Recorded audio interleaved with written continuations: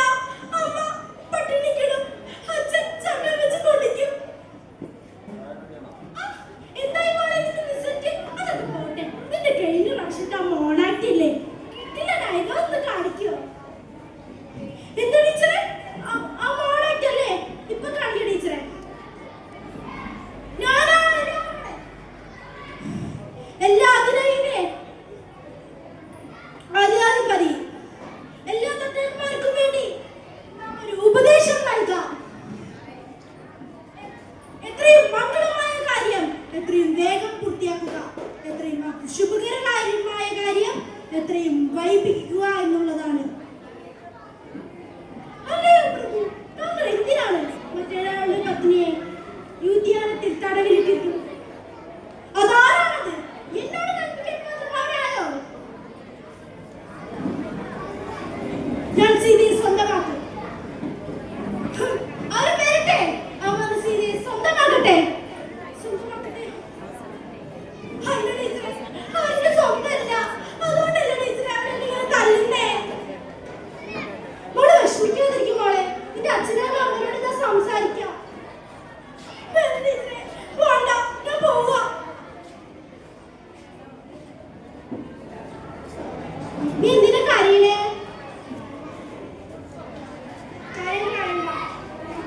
Chocolate കഴിക്കി, എല്ലാം ശരിയാവും.